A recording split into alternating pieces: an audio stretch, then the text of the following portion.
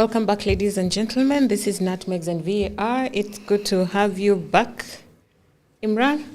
Yes. Welcome back. It's been a while. Yes, I was away. Where were you? Arsenal was losing, so I had to disappear. Kwanza tuanze na hiyo. Oh my goodness. I had to disappear a bit, but now I'm back. It is a good day to be alive when an Arsenal fan is humble.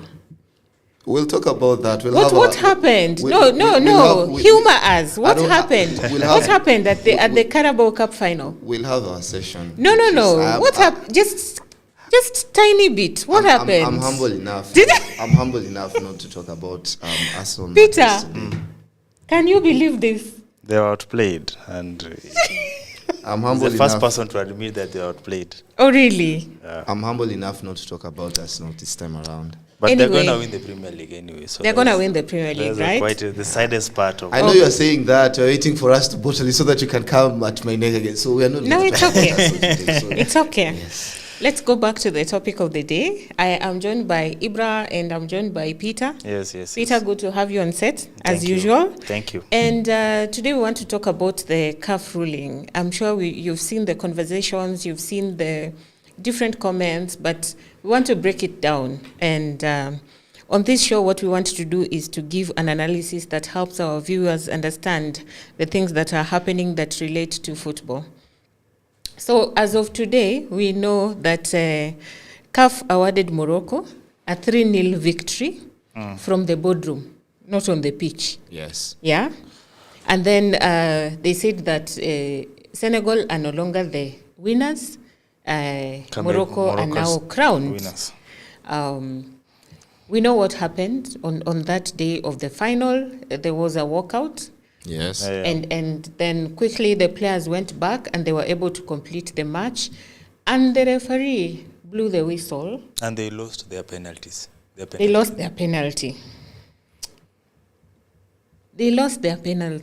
Yeah, they're given a penalty and they lost. They were given a penalty on the pitch. I was even forgetting that bit. Yeah, they were given a penalty and Which someone they tried lost. a penenka.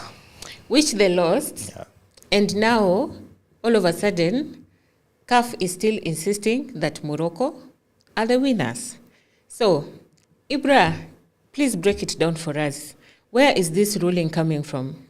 So basically what CAF did, after the finals actually ended, Morocco complained.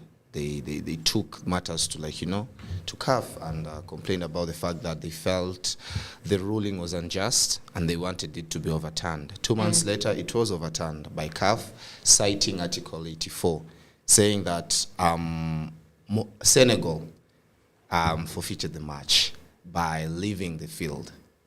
So by that ruling... Define leaving the field. So by leaving the field, basically, as from what people watched and from what people saw from the game, was that Senegal, when the controversy started, when the penalty was awarded, some of the players, or rather most of the players, and the coach included, they went to the tunnel. They were going to the dressing room. So from that, Morocco said, and they went to the room and they stayed there for over 10 to 15 minutes. So they deemed it as like they walked away from the match. But how does this rule on Article 84 define leaving?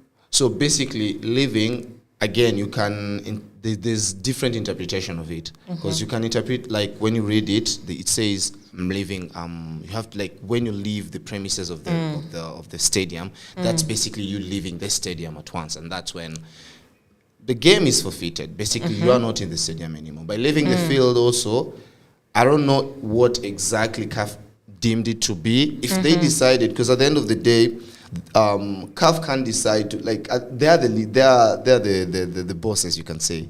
So they can come up with a way to put it in a way that, yeah, these people really forfeited the match by leaving the field for over 15 minutes.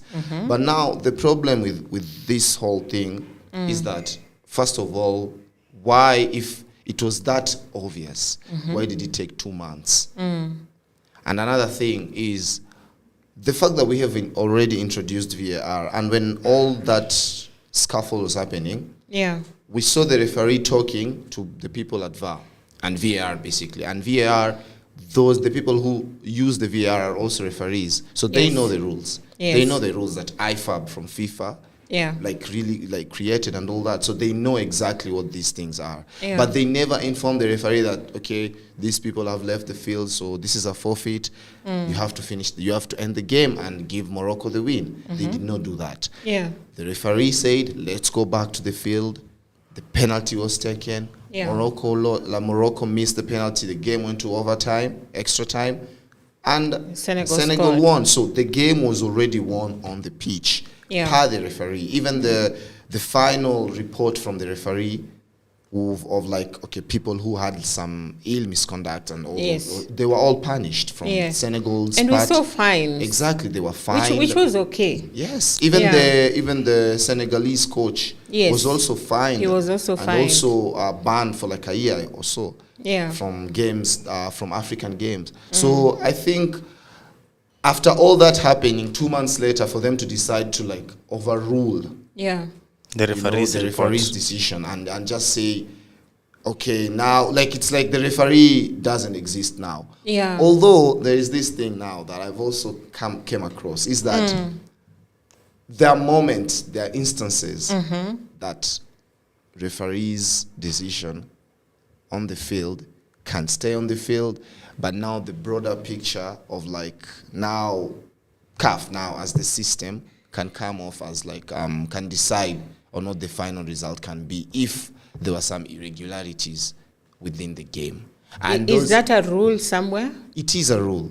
So now the irregularities that CAF now would say is the game from the rules that they have, even though the referee deemed the match to continue and all that, Yeah. they can come back and say there were some irregularities and things that literally broke off the game and the rules, and Yeah. that is Senegal walking off the game for over 15 minutes, and that would deem the game. That would deem them as like they've basically forfeited the game. So I don't know much. Like, okay, in terms of integrity, Beatrice, it's literally puts African football on the And, map. and, very and, bad. and that's the problem. And maybe, Peter, you can come in here because we've had cases where CAF has been deemed a very non-consequential tournament. Yeah. Because even players that play in European leagues, the leagues don't stop for this tournament. They continue. It's like, okay, there's some small tournament happening in Africa, but that's it. It's a small thing. And now we are just giving them reasons not to give value to this tournament. What do you think about that? I was just looking at something on the internet, and there's something that's not matching, because according to CAF rules, they're saying that for a game to be forfeited, Yeah. it has to be the team has to be 15 minutes out of the pitch. And then when we look at the game, Senegal were out of the pitch for 10-12 minutes. So just based on that alone, Yeah. what now makes Based on that the technicality? CAF, based on that technicality and on Yeah. that clause or Yes. that rule for that CAF themselves have on their Yeah. constitution, I don't understand what now gives them the referee and made a report after the game. Yeah. That report is what was decided on the pitch. Yeah. Right? And then you look at these two lines that doesn't match. Tells you there's something that it's going on that maybe CAF are not explaining to people who love football. People who Yes. love African football, because Yes. African football is known to. There have always been this talk, maybe outside Africa, that African football is bad, African football is low quality, Yeah. African football has so many controversies, referee Yes. decisions. Yes. Yeah. And that's not that's like what CAF is confirming to the world, that, True. we are still behind. Yeah. It True. should not be the case. Yeah. On that final, that was a very bad image Yeah. for African football, Yeah. because When literally the world is watching. it kind Yeah. of shadowed what the steps that African football. The beauty of the Senegalese team spirit and the fight. And even the previous success in African football. Yeah. That has happened in the last 10 years. I think there have been so much. I think the AFCON of 2022 or 2024, it was one of the best refereed competition in the world. Best. Like the referee decision was top notch. There was no any control. There's no team that complained in any game that they played. So I think. Do you think that for this one, Morocco is a factor? Because Morocco is a factor. The problem seems to stem from Morocco. It's a factor because even you look at... And they seem to have gone into the tournament with a mind that we are the winners. We have to win this. Yeah. And even you look at some of the games they played in that tournament. Some of the decisions went for them that was not supposed to go for them. I remember in their game against Cameroon, I think it was the Algeria, there's a game, or something. I don't know if it's a game against Algeria. Terrible refereeing. Terrible refereeing. So and it's consistent in the tournament and it is not dealt with, and then the final is a mess. And maybe Ibra, back to you. So we see Senegal going to the court of arbitration, and that for me begs the question: if Morocco put in a case, why can't CAF also call Senegal to hear their side before they come to a decision? So basically, there is this thing called the referee controls the game, CAF controls the competition. And they control the competition. And they hire the referee, for example. So the referee controls they choose the referee for games. And CAF controls the competition. But how does a normal court process proceed? Okay, for now... There's an accuser, there's the accused. But now... Morocco just complained. They didn't go to court. See, that's the difference. They didn't go to court to say, okay, this is our case. Okay, now they look at... it wasn't about that. It was more about the complaint that they made. Like, could you please check on this? Yeah, but they've made a complaint against another party. It was more about the game. Why can't this other party also be given an opportunity to tell their side of the story if a fair decision is to be made? Because now, Beatrice, when you look at this, it's like... Let me give you an example. I know you don't have children yet. But if one child comes to me and says, so-and-so did this to me, do I just make my decision based on what this one is saying? Or do I give the other one an opportunity to tell their side of the story so that I see where is the truth and where is the fairness? Okay, that example, I don't think that example correlates with this correctly, Beatrice, because CAF would come back with this. We also watched the game. Like as a parent, you'd be like, I was watching you guys play. So I saw it, right? Yes. And you have videos to back it up. Yeah. There's some rules. If CAF deem what Senegal did as an official forfeit, then they have the right to rule the game as a forfeit. Like they have because an official forfeit is basically means a team walked away from a game. And from the rules that they have and what they use in Article 84 is that Senegal walked away from the game at that particular match. But Peter has brought in a very important point. For how many minutes? It was around 10, 12. Exactly. But the rule says it should be a 15 for that game. And that's what they say. And that's where... It's 15 plus. Because they stopped the game, they walked away. There was and that's where, if Senegal were brought into this conversation, they would say, no, we didn't stay out for 15 minutes. But also at the point that not all of them left the pitch. Somewhere in the pitch. Yeah, that's still... It was not all of them. Okay, that's the thing is, it doesn't matter. Because even, it doesn't matter if one player stayed. When you look at the rules, it doesn't matter if one player stayed. Does the rule say that? Yeah, that's why. Does the rule say that? The rule states a game to be continued. If, let's say, when players are shown red cards, right? Yeah. There's an amount of players that if they're not on the field, then the game ends. The game now gets forfeit. Like let's say 4 to 5 players. I think 4 players. Yeah. If they're red carded, like 7 players can't play the game. So even if 2 players, 3 players remain on the field, that game can count. Yeah, that game. So let's start with that. But now, the fact that personally, if the next day CAF made this decision of stripping off Senegal's trophy and says, okay, these guys, they forfeited the match by walking out, I'd say, okay, fair enough. It's the next day after everyone has cooled down. But the fact that it took 2 months for them to cite an obvious, it was an obvious rule. Yeah, it was a very obvious. It's an obvious rule that was there, but they took 2 months for them to do that. There are factors behind that. Yeah. Definitely. And we can allege now, we can talk about those factors because I have my own theories, but they're not backed up by anything as to why CAF, I think, decided to make this decision. But at the end of the day, actually, the article does not specify a minimum number of minutes. Yeah, it doesn't. It simply says that if a team withdraws from the competition, fails to appear for a match, refuses to play, or leaves the pitch before the regular end of the match without the authorization of the referee, it shall be considered the loser and eliminated from the competition, which was not done. Again, it was done though.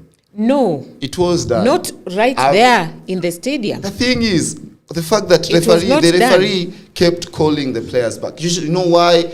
What Mane did, why it was applauded, because he decided to go call these players after a couple, what I'm saying is the referee did not consider Senegal losers because of that action on the pitch on that day.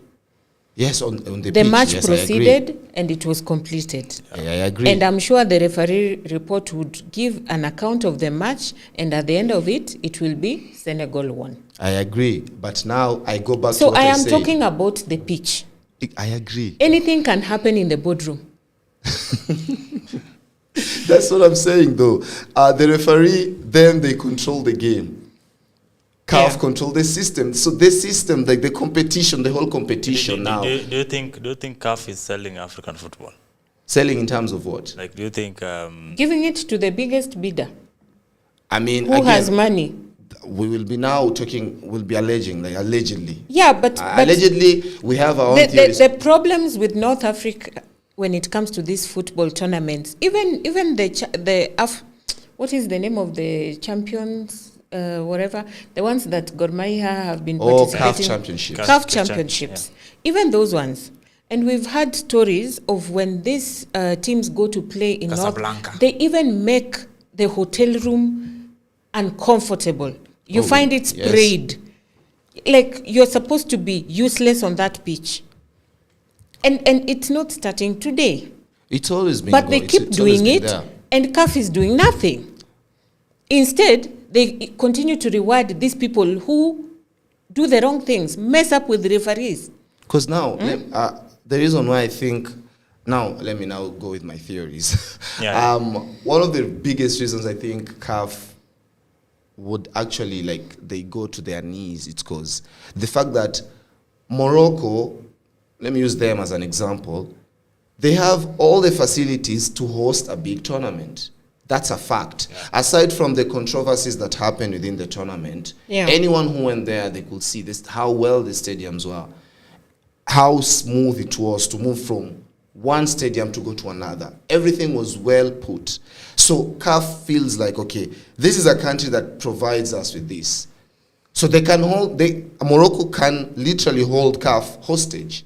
And I think personally that's what they did, because now even when you look at this thing about the women's AFCON, it was supposed to be played I think March. Now it was postponed to June or July I think.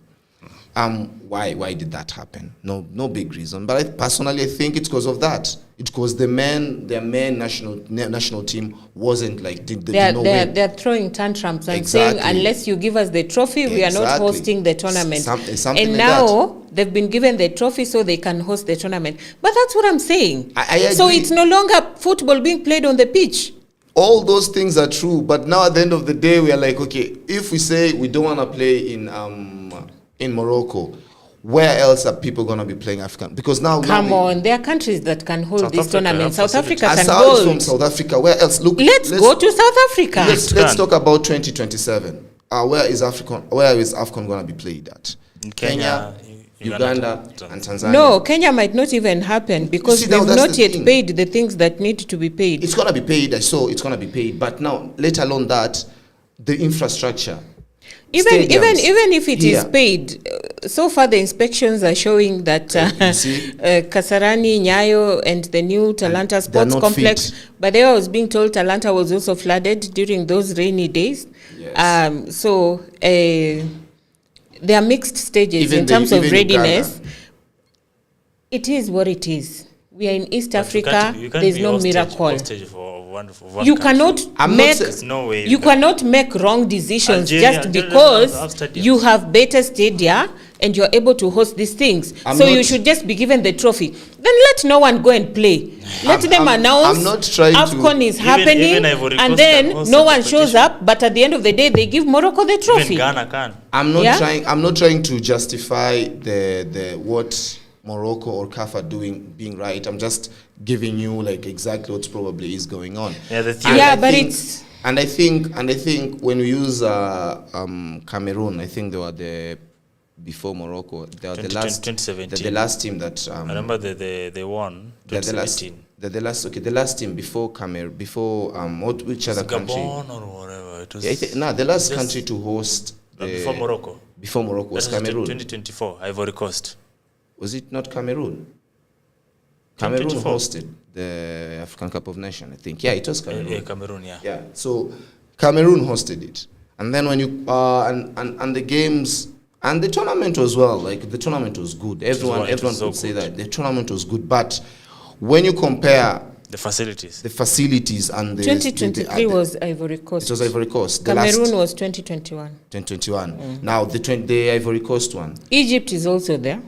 But 2019. Egypt, those countries, they are all Arabs, like North African. But Morocco is just on a different level when it comes to how they treat, let's say, West Africans or East Africans in these tournaments. Arabs, It's Arabs, bad. all of them though. Beatrice, It's bad. If you read the CAF Championship, where Al Ahly is from, I know. Yeah, I when know. you- 'cause That's what I was saying about the CAF Championship. it's generally that's their behavior, and, and They make it impossible we can't act like for those things any other aren't happening. team to win. They do happen. Those things. It's happen. very sad. There's so many things that. So now the question begs: if I ask, what would you guys do? Because now, personally, I don't think the fact that Senegal went to the court of arbitration. Let me I don't tell think you. I still think they're going to lose. Let personally. me say this. For me, the sad thing is that at the end of the day, it is football that lost.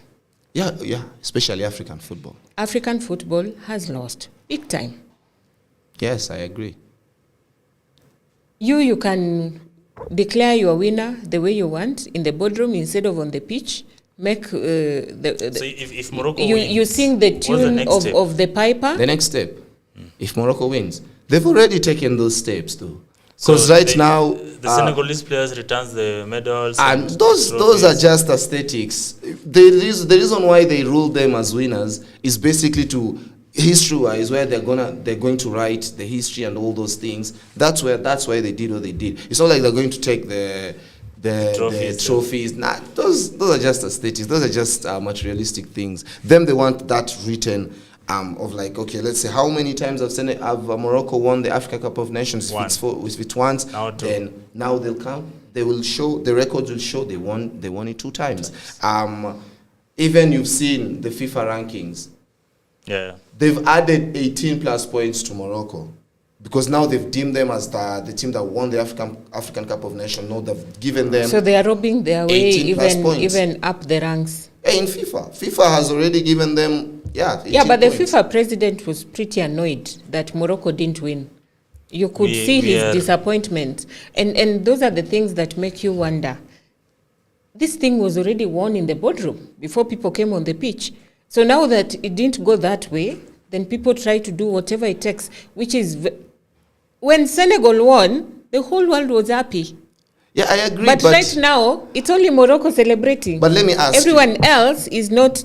Let's go. And Senegal are playing Peru tomorrow in a friendly. Yeah. And they plan to parade the trophy. Yes. That is just how dramatic it is. Yes, and they have every right to do that. It. They have every right to do that because for them, they won the game fair and square on the pitch, on the field. But now... Let me just read a few of the comments that came from... let's start with Sadio Mane because he's at the center of everything. Yeah. He was even told to give the Man of the Tournament award to Diaz of Real Madrid. Madness. Does that now make him not the best player of the tournament? Come on. Sadio Mane was saying, what happened has gone too far. This is not the football we fight for, not the Africa we believe in.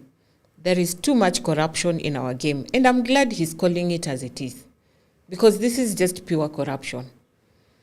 And in this corruption is not just... And it is killing the passion of millions. The fact that... The point that I knew that FIFA was also having problems... Yeah. ...is the point where they give America the World Cup 2026. Have you seen what it will take how for you giving America the bond itself for you to be able to apply for the American visa to go watch World Cup is $15,000. Tell me which African countries will have fans in those stadiums. Crazy. Players give everything on the pitch, Mane continues to say, but decisions of it are deciding matches and trophies. Very sad. The Senegal coach. What is this? Is this an April Fool's joke? I don't believe it. Like, when I saw that thing, I was like, what kind of joke is this? Yeah. And then you realize, yeah. It's true. Yes, it was true. Everyone was shocked. But I think it's because of the time it took for them to come up with that decision. 2 months is a long time. 2 months, it's like they're investigating. What are you investigating for that ruling to take 2 months? It shows that there were other factors and other sort of form of pressure that they were getting from other places. George Weah, the Liberian president, football must be decided on the pitch, not re-decided after the final whistle. And I totally agree. For me, that's also the thing that cannot make sense. There's a documentary that I watched, and it was talking about how Russia got the chance to host the World Cup in 2018. And they were competing against Britain. England, London, Britain, let's just say Britain. That documentary showed me that in football, there's politics. Yeah. There was spying, there's espionage in that approval to happen. Wow. So after watching that documentary, it kind of gave me an idea that football is not just football. We see players playing. There's a lot that happens behind the scenes. Playing on the pitch, but on those glasses up in the stadiums, those are the people who make decisions. Yeah. And those people are corrupted, those people are influenced by politicians, they're influenced by money. Yeah. And that's also kind of... Like the influence that Trump has on this. Yeah, I'm certain and I'm sure that there's a part that Trump played in America being given anything not Trump actually, the intelligence and everything, the political class of America decided that World Cup has to take place now. Anything that gives you power, Infantino. Anything that gives you power will always, the government or those exterior powers, they will always put a hand in them. Anything that gives you power in any way, shape, or form. And when your country hosts a tournament as big as the World Cup, it gives you power. It's a lot of money. A lot of money. There's so much injection money in the economy. So that just shows that anything that gives you power, the government or those external forces will play a hand in it. Like, let's say the US. The US, I mean, even right now, they don't even call football. We already know soccer. We already know which countries. We already know which countries are going to host. And I'm just picturing of course, the US team will not survive. And I'm just picturing Trump throwing tantrums because their team is eliminated. Yeah. But at the end of the day, And even we are going far. Look at the case of Abramovich being chased away from Chelsea. And That's them freezing his money in London. Yeah, it was all politics. Like they put So, politics. yeah. It's always been like that, though. So in that point, There's you're nothing like, new. This is football. Why are you bringing politics? But politics Yeah. also, FA is controlled by the UK government. It's like that because at the end of the day, I think what we have to remember is that there's a lot of money that usually goes around. Like In football, there's a billion. It's a it's multi-billion industry. yeah. So they all like the people in power. They feel like they need a say there, and when they put their say, it becomes political. Even though FIFA will come and say we are not political, don't involve politics. We already know politics is involved with it. Even Infantino knows. He knows. Yeah. Sepp Look at- Blatter was the most controversial FIFA Hey, president. everyone. Ever. But I can't even was- start. There was again. even an investigation on him. Because Yeah, how it's- can Infantino go and gift Trump that? I mean, Trump. What has Trump done to soccer?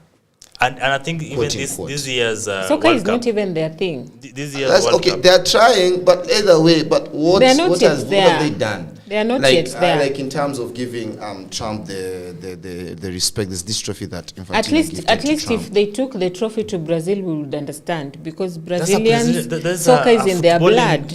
There is no, nation. but the it thing has a is, soul in it. giving because the US. This is not the first time the US and have hosted the. I think 1994. They hosted. This is not the first time. Yeah, they hosted it. This is not the first time. Baggio penalty miss. I think it was in US. Yeah, and I remember. I think it was Alexis Lalas was the captain for the US. I remember they were eliminated. I can't quite remember in what stage, but this is not the first time. But this time around, I think it came with a lot of controversies because of first of all, this is the first time that I don't know if it's the first time, but the fact that it's being hosted by 3 countries: Canada, Mexico, and the US. Also with what is going on? Actually, this World Cup is gonna be so weird because people are going to play, but in the land people are playing in, those people are killing people in. So another country. yeah, again They're with sponsoring people's. the insecurities that come with living in the US. Yeah. So it has a lot of things, and I think we will dissect it better when we talk about and the I World think Cup. The World Cup. it doesn't even give. I wouldn't want to go. Yeah, why? Like it's. To Or if you go, to maybe watch you the go World to Cup. maybe you go to Canada I or wouldn't. maybe Mexico. Yes. Any other country. And also you have to know that. And I was seeing I think the Prime Minister is a lady in Mexico.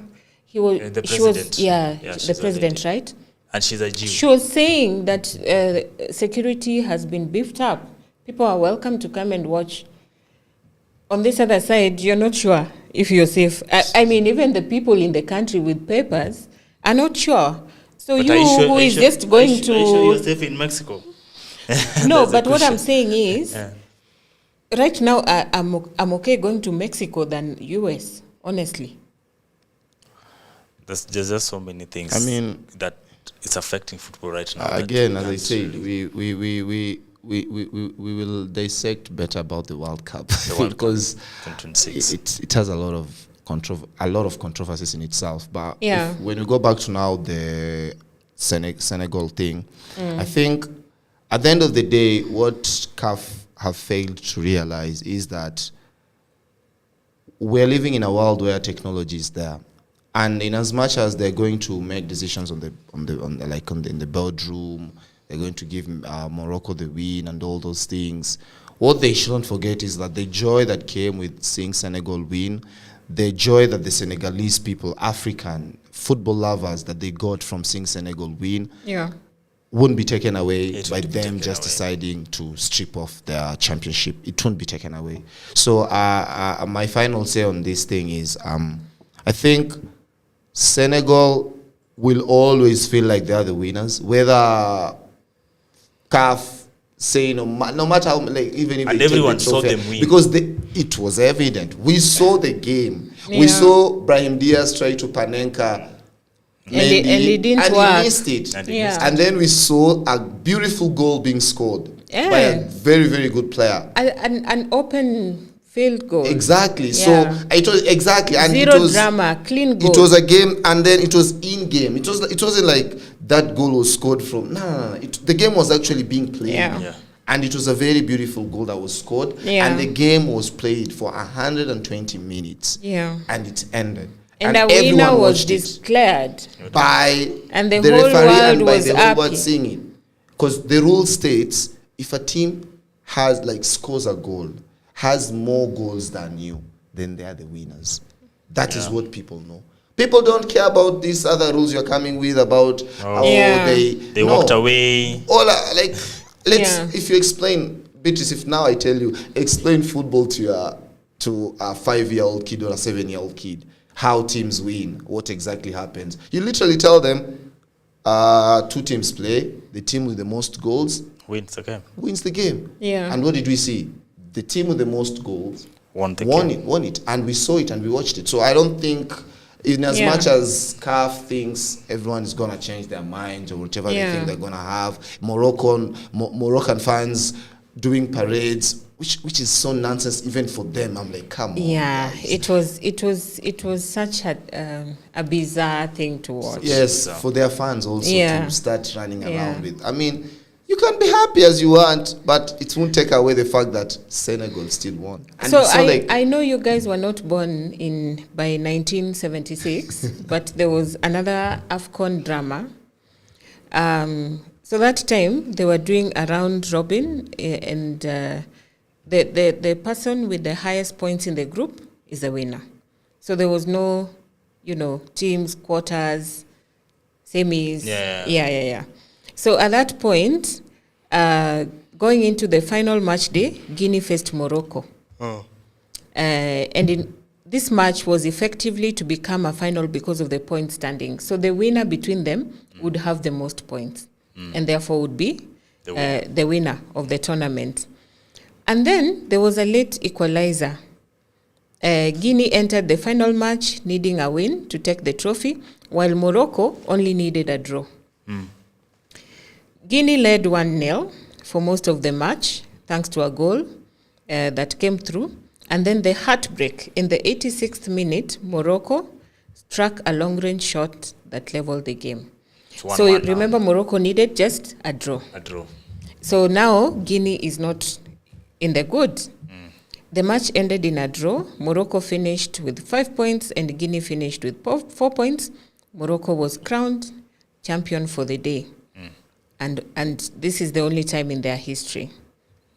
Now, there have been claims of external influence because the incident isn't just about the late goal. It involves long-standing claims from the Guinean side regarding the officiating, just the same things that we've seen. And at some point, also, Morocco did what Senegal did. So now the Guinea is also coming and saying, okay, CAF, can you please be consistent and also give us the trophy? Give us the trophy for because there were some 1976. issues, yeah. I know this is far-fetched, but this is just an example of you cannot do these things outside of the pitch. On the pitch, a winner was declared. Yeah. Let's stick with that. What I expected CAF to do is to come back and say, on that day, this and this should have happened instead, so that in future there are lessons. Yeah. And also to call out, because there's the central referee, there's the VAR, to call out if the officials didn't follow a certain rule that they should have followed. But to turn the result and give, a winner in the boardroom and not on the pitch, that for me is where football in Africa lost big time. Yes, but and I don't know how they what. It would have been really curious to know if Senegal was South Africa, what would have Musefe done? They wouldn't have done. They wouldn't have dared. They also know who to joke with. Because Musefe is a CAF president. He also comes from South Africa. But they probably would have done that if it came from above. No. A good example. These things are done to people that they think are not going. You see now how you've said even if they go to the arbitration, the court of arbitration, there's nothing much that is going to come out of it. So. Maybe they will, but I don't. But that's the thing see it happening. It's like what they did in the quarterfinals against Cameroon. Nothing happened. And every match that Morocco played, there was a level of unfairness from the referees, from how the game is handled, and it keeps just going, and no one is able to call it out. They can't do that. It's like, I will go back to the siblings rivalry. Or even children when they are playing outside. Wanajua ni nani unacheza naye na ni nani utacheza naye. They know. Yeah, exactly. Again, it's the football. I'm shocked per se by how people think that this hasn't been going on. Like, it's been going on. Like, there are teams and countries. Okay, I'm gonna go a bit out of topic before we wrap it up. Yeah. A good example is Chelsea were found guilty for some. Nottingham Forest are also appealing that. The fact that Chelsea were found guilty, but for things that they did under Abramovich. Yeah. And they're like, when you compare them to what exactly Everton did, Everton were deducted 8 points. Chelsea were just given a fine. Yeah. And then the things that Chelsea did were far more outrageous compared to what Everton did. But Everton suffered more, because they are Everton. Chelsea is a big club. So at the end of the day, it just shows. Because till now, we are still waiting for the verdict of Manchester City, 115 charges. Till now. That's around 4 years. And the reason they're also not being touched is because of their financial prowess. Again, big teams that have some sort of say in the boardroom and being and holding hostage to this big. When they always do that. Always that happens. Comes to, I think if teams could be claiming that they won a match, there'll be so many teams that will have claimed they won. They won the games, because when you look at history, there's so many games where you could watch and say this is robbery. I was giving Beatrice an example some time back about there's a game between Juventus and Real Madrid. Real Madrid versus Bayern 2017-2018. Chelsea, Barcelona 2009 at Stamford Bridge. There's even the Messi handball, Maradona handball, 1986. Hand of God. The hand of God. Peter. But did they come back and say, this World Cup was won by England? Peter, there's a difference though. You see, those things that you're stating, those are things that are controlled by the referee, because those are things that the referee should make a ruling out of them. And if the referee watched that and said he did not see any infringement or decided on whatever decision that the referee decided to take, then literally no one can do anything about them. But the reason why in this instance, because there are only three ways that the board, let's say CAF, let's say in this situation CAF, could intervene and change the ruling, was the only three ways.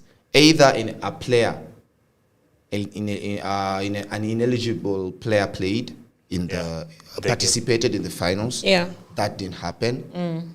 If there was any sort of forfeit, which is that's the one that they used. And then if there was some sort of misconduct, i.e., government involvement, direct government involvement, and things like that, that would deem it. That's when CAF would intervene, and CAF would say, "We intervened because of this." Yeah. I think so. In this case, it's point number 2, the forfeit. The forfeit. That's why they intervened. If they wouldn't have intervened. Let's say if Senegal were given like a blunt, but no, that's the referee. That the one because the Brahim Diaz, it's a subjective penalty. In as much as people would say that's it's a very subjective penalty. We've seen even every single day in the Premier League, we watch very football, easy penalties. we see some weird penalties being given and other penalties not being given. So I wouldn't say that was like one of the worst penalty being given. No, I wouldn't say that. Like what the I'd one say for is Ahmad that wasn't given. a good example. You see, so at the end of the day, You we have to go back measure that to one. how many times we watch football and we see something like this is a penalty, but it's not given. Like the one and Madueke it's not was given by the central referee And the VAR. and the VAR, and those are the things that they're supposed to look out for. So those referee, can we say that the referee decisions are not influenced by boardroom, like behind the scene? okay, again, now we will be. Some of them don't a little look bit like alleging. they're acting don't on think their that, own. we'll be talking about something that, in all honesty, we don't have any sort of backup. Yeah, but some evidence. of them don't look like they're acting on their own. You're thinking, dude, are you watching a different match? Okay, when you have a chat with a referee, they tell you certain things and certain aspects of the game that, in all honesty, as someone who is from the because when I'm outside watching, I'm like, you should do this, you should do that. But when you're like on the field, like, because there are certain angles you see something, but now this is why there was introduction of the VAR. Yeah. Because now there are certain aspects of the game that, in all honesty, because of how fast the game. But we are can saying move, that they the can't see it. VAR still fails as well. Now with the VAR, this is now again time.